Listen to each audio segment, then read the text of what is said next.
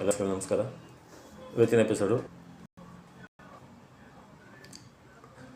ಕಾಲುಗಳಲ್ಲಿ ನೀರು ತುಂಬಿದಿರುತ್ತೆ. ಕಾಲುಗಳಲ್ಲಿ ನೀರು ತುಂಬಿರುತ್ತೆ. ಎರಡು ಕಾಲಲ್ಲಿ ನೀರು ತುಂಬಿರುತ್ತೆ, ದಪ್ಪಾಗಿ ನೀರು ತುಂಬಿರುತ್ತೆ.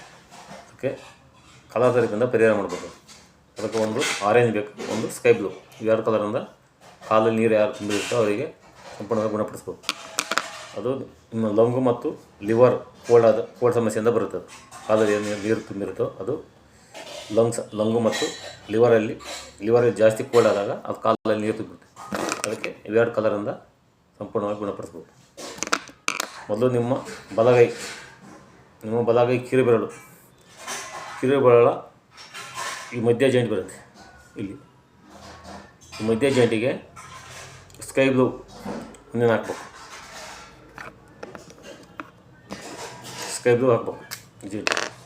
ಇಲ್ಲಿ ಈ ಜಾಯಿಂಟಿಗೆ ಒಂದಿನ ಸ್ಕೈ ಬ್ಲೂ ಹಾಕಿ ಹಿಂಗೆ ಹಾಕ್ಬೇಕು.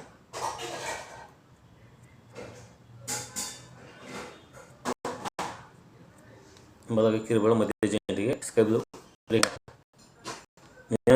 ಅದೇ ಈಗ ಆರೆಂಜ್, ಇದು ಆರೆಂಜ್ ಹಾಕ್ಬೇಕು. ಅದೇ ಜಾಯಿಂಟಿಗೆ ಆರೆಂಜ್ ರಿಂಗ್ ಸುತ್ತ ರಿಂಗ್ ಹಾಕಿ ಇದನ್ನು 4 ಕಲರ್ ಈ ಜಾಯಿಂಟಿಗೆ 4ರಿಂದ 6 ದಿನ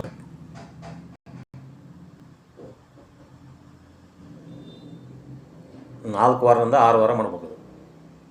ಅದನ್ನೆಲ್ಲ 4 ವಾರದಿಂದ 6 ವಾರ ಮಾಡಿದರೆ ನೀರು ಕಾಲದಲ್ಲಿರೋ ನೀರು ಸಂಪೂರ್ಣವಾಗಿ ಡ್ರೈ ಆಗುತ್ತೆ. ಊತ ಎಲ್ಲ ಕಡಿಮೆ ಆಗುತ್ತೆ. ಕಾಲು ನೀರು ಸಂಪೂರ್ಣ ಕ್ಲಿಯರ್ ಆಗುತ್ತೆ.